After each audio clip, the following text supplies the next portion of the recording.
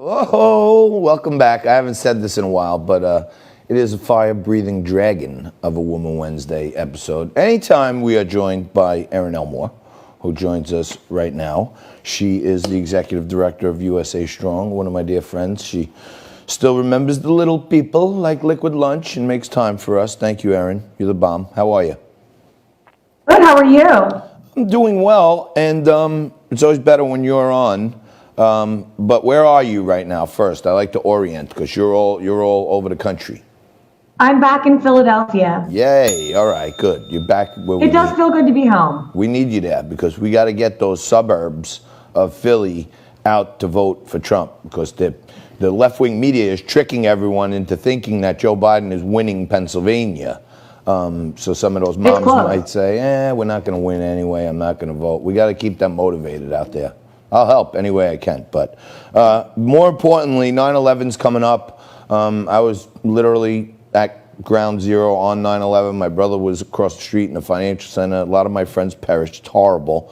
These miserable liberals here in New York, they don't even want to read out the deceased names anymore, which is a great tradition for most of the families. It's soothing. But there is going to be a beautiful 9/11 boat parade, and your husband's a 9/11 survivor. How important it is that I know we can't win New York, but we're still going to do some great things to honor the dead. You know, it's a shame that de Blasio is so insensitive to the families. Those people that came, the first responders, they did such great work, and those who lost their lives trying to save others, and all those people that were working there on that day, they deserve the honor that they are entitled to, really. And the fact that they're not doing this, it's just so sad and so wrong and so terrible. So a bunch of great people decided that we should get together. We're going to do the national anthem. We're going to say the Pledge of Allegiance. And we're going to read all of those names because those names all matter and they have significance to this country. We can't rewrite our country's history, whether it's back before 1776 or just on September 11th. All of these moments matter. This one was a particularly tragic moment, but these people deserve the respect and the honor that has been given to them every previous year. And I think 2020 should be no different.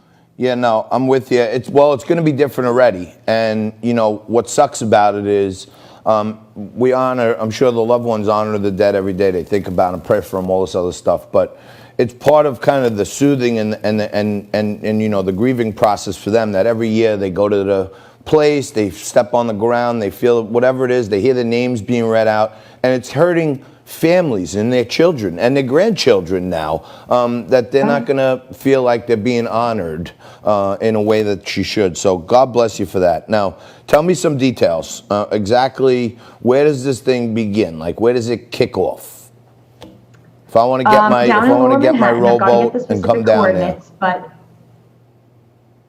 I'll give you the details off camera and we can put it up on the show. But I'm getting all of the coordinates just because everything's happening a little quickly here. So I will get all the details for you ASAP.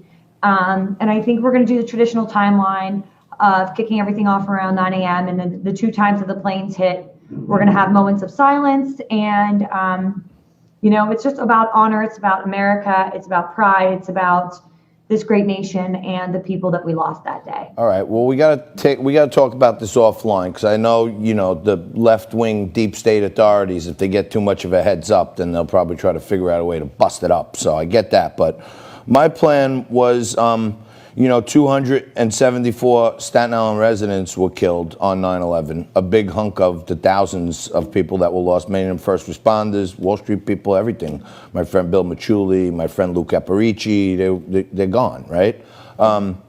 Is Staten Island going to be somewhere in the parade where they'll float by? I bet you we will. So maybe we should try to link up. I think that would be really special. I know that I will be out there until 2 p.m. So I'm leaving Philly very early in the morning on like a 6:15 a.m. train.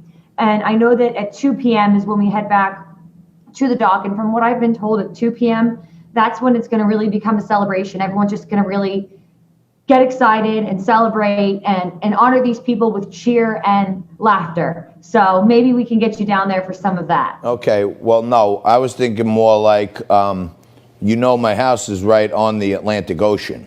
You know, it's That's right right. underneath the Verrazano Bridge, and only 3 miles from ground zero by water. So it's quite a short trip.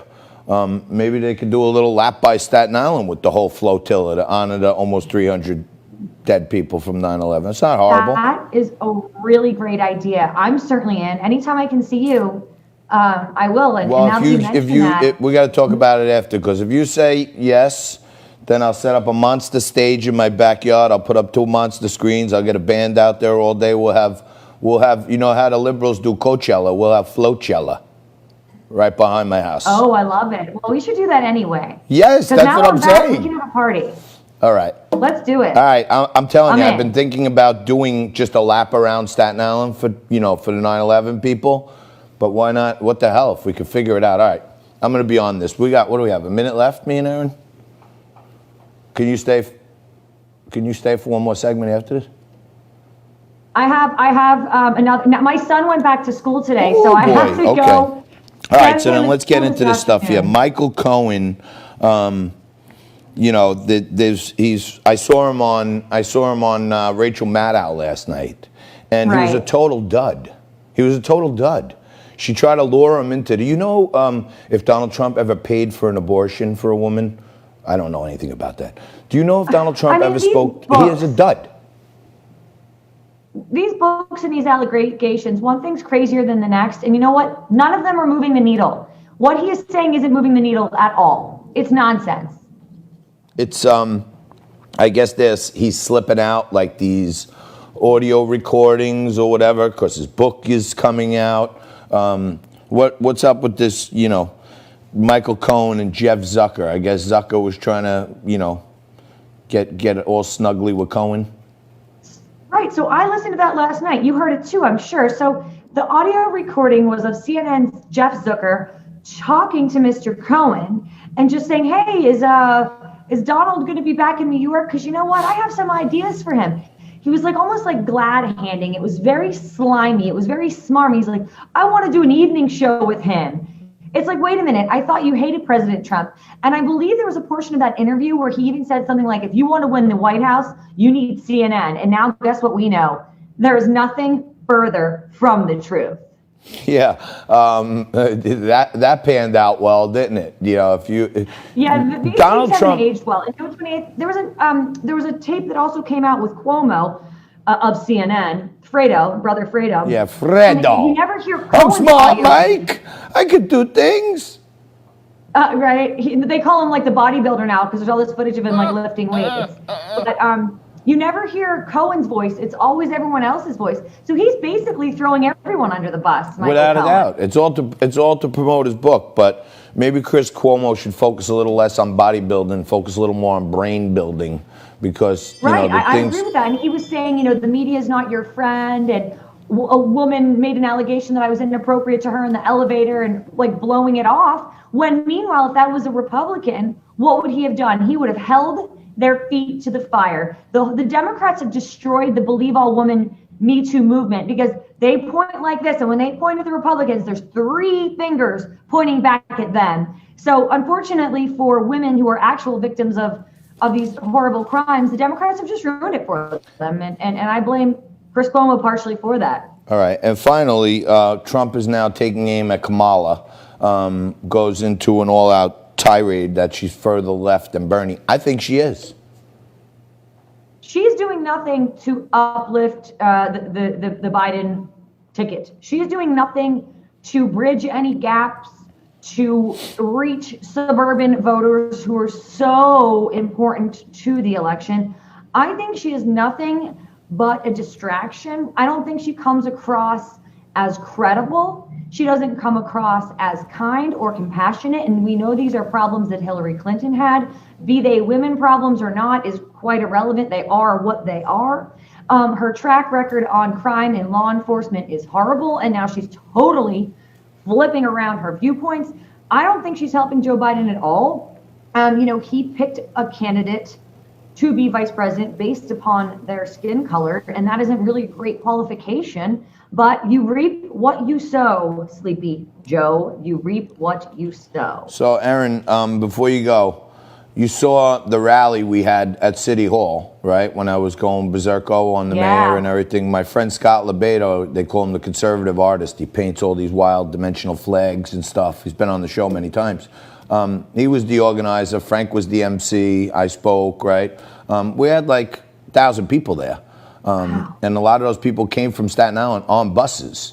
And a lot of them got boats. So I could, maybe we able to get another few hundred boats into the Armada too. Let's do it. Can I be involved next time? Yeah, no doubt about it. Absolutely. Anytime you want.